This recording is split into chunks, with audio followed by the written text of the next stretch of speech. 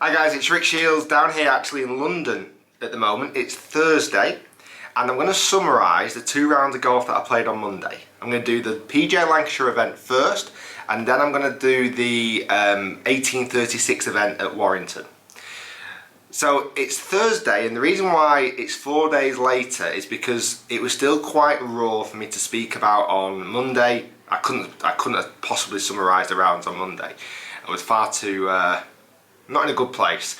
Tuesday, again, I couldn't quite face summarising the rounds. Wednesday I had a busy day, so it's come down to Thursday where I've finally sat down, put all my stuff in Game Golf, and I can talk you through the rounds of golf that I played. So Monday was a busy day. I chose to play 36 holes in one day in 2 tournaments. My thinking behind it was final qualifying is 36 holes and you've got to play it in the same day. But you play both of those events at the same course, not an hour and a half apart, which might be where I've made the mistake. I wanted to get 36 holes under my belt because I was actually from last week playing at Delamere and I qualified for the PGA Champs. I was actually feeling really confident. I was actually feeling like I was hitting the ball wonderfully well. Putted brilliantly, hit the ball fantastic. So I kind of went into the Monday's events, both of them, with a level of positivity. I actually felt like, you know what? Yeah, I'm going to win these. I'm going to win them. That was my mindset. I was ready and I was prepped and I was going for it on Monday. I had some disappointing news regarding 3 events that I should have been playing in Tuesday, Wednesday, Thursday. I should have been playing in the England Golf Coast Pro-Am. Should have been, which would have been St Anne's Old Links, Royal Lytham and Fairhaven. I won't go into it too much detail, but I wasn't put down on the starting sheet, let's put it that way. So once I found out that news, that's why I entered both tournaments for Monday, because I thought, well, I was ready to play 4 tournaments and now I'm only playing 1. I might as well play the second one on Monday. Why not? So Sunday, I'd been teaching all day. I got back home, put the baby down and had tea with the wife, and then I went, I'm going to do some practice. So I nipped to my local facility, Hart Common Golf Club, to do some practice. And I was dead proud of myself. I was ringing up Pete and telling him I'm doing some practice, I feel ready, I'm grinding through the dirt, it felt good. Hit loads of fantastic wedge shots, I did loads of brilliant iron shots, shaping the ball, did lots of good putting, bunkers, everything. Everything was feeling great. And it was getting late, it was getting dark, and I just wanted to finish off with some driver shots. And I stood on this particular tee, which is a very slight dogleg left to right on these practice holes that I practiced at. And the first 4 or 5 shots, I hit shots that curved viciously to the right.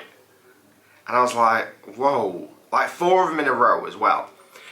I thought, that is not my shot. I don't do that shot. If anything, curving it too far left, yes, that's my shot. Not curving it too far right. Anyway, I got it back. I managed to hit some great shots and finished off the session happy-ish. But for some reason, these 4 or 5 shots just kind of stayed implanted in my head. So, got to Knott End early in the morning. Our tea time was 10 minutes past 8. Turned up at 7. Hit some shots, practiced in the on the putting green. Hit some shots in the net. I didn't realise it was a practice ground till later in the round, which was disappointing really. I think preparation on that side of things could have been better, and I think if I'd have hit some balls on the range first, we might have been talking about a different round. So, not played Knott End before.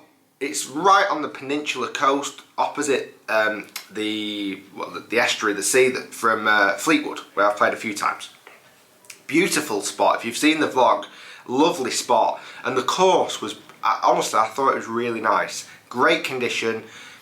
Some holes were very short, granted, short par 4s, but then there were some really hard par 4s as well, so it had a nice balance. Some very difficult par 5s, some testing par 3s. So yeah, I liked it. I got there, again, feeling confident. It was a little bit breezy, but not horrendous. You'll see on the stats here on Game Golf, it does say Wednesday, because it took me 2 days to finally get around to putting my stats in.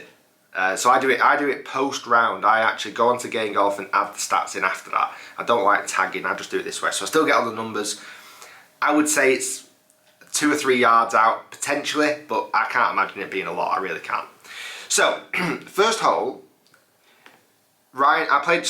quick one. I played with Ryan O'Neill, so the guy who's been winning a lot of these events in the PGA Lancashire events. He's leading the Order of Merit. I did some vlogs with him. I played with him. It was great. I also played with a good friend of mine, Andy Carter, from How to Improve My Golf. I'm sure you've seen videos with me and Carter before. So I felt like I was in a really nice group. I had Rob Potter on the bag, and I was feeling great. I was with my friends, people that I know, people I feel comfortable with. And on the first hole, both of the guys took driver out on the first par 4. And all I could see, wrongly, all I could see was trouble to the right.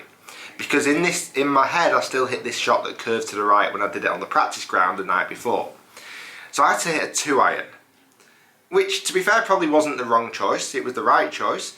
Ryan and Carter both hit driver, both drove the green. Made birdie, I made par, and I kind of thought, okay, I could have made birdie. To be honest, even if I thought I was hitting driver brilliant, I don't think I would have hit it, if I'm honest.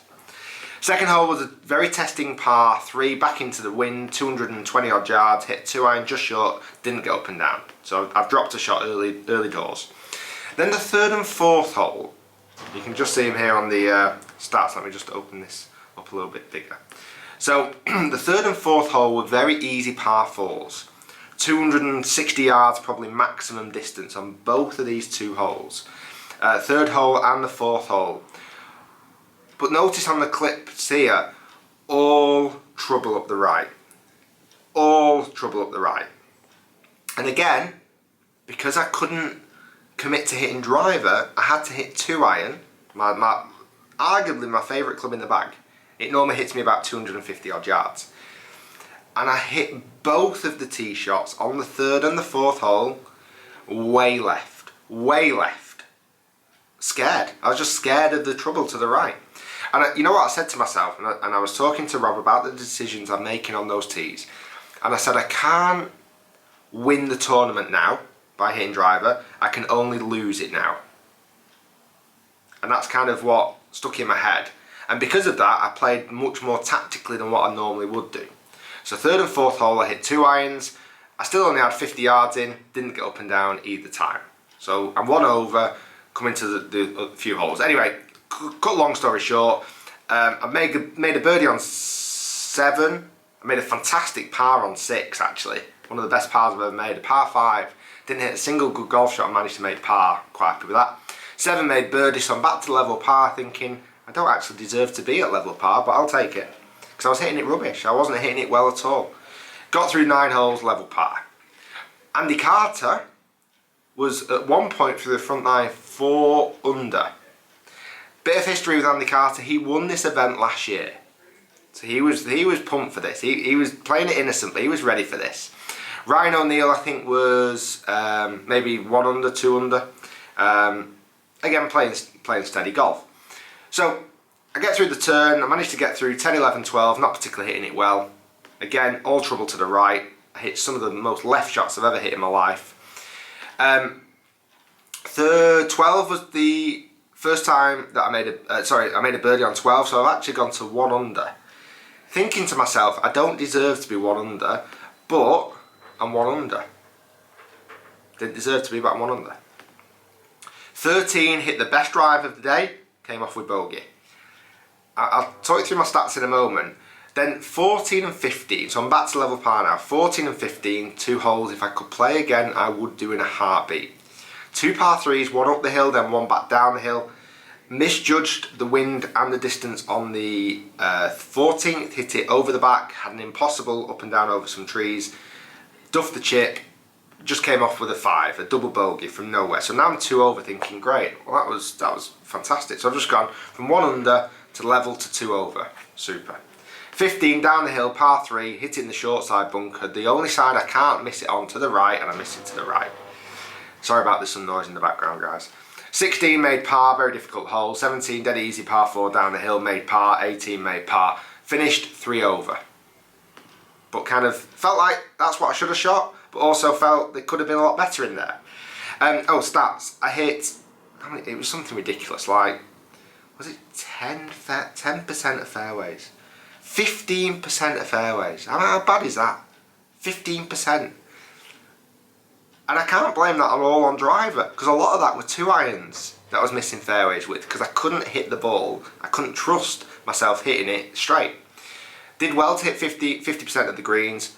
Putted okay, 27 putts, but not brilliant. Scrambling was okay. Go through the leaderboard very quickly. Andy Carter ended up winning, 2 under par. He won by 2. Yes, I'm so happy Andy Carter won. It's great. I played with him, played very steady. He defended his championship and he won. Awesome. I can't believe the scores weren't better. No disrespect to Carter, and I'm sure he would say the same. I'm surprised the scores weren't better. He was the only player under par. Awesome. He won. I came, Ryan O'Neill finished at 1 over, kind of had a slightly scrappy back 9. Actually he was 2 under front 9 and had a bit of a scrappy back 9. And I finished 3 over, which was actually in tied 11th place. I just missed out on some money. I didn't deserve to do anything that day, if I'm dead honest with you. I didn't deserve a single bit of credit or penny because I played rubbish. I did, honestly. And there was 4 or 5 shots in my head. I couldn't get rid of them from the night before, which is an error on my part. I think if I'd known there was a driving range, I would have hit balls and got rid of that shot.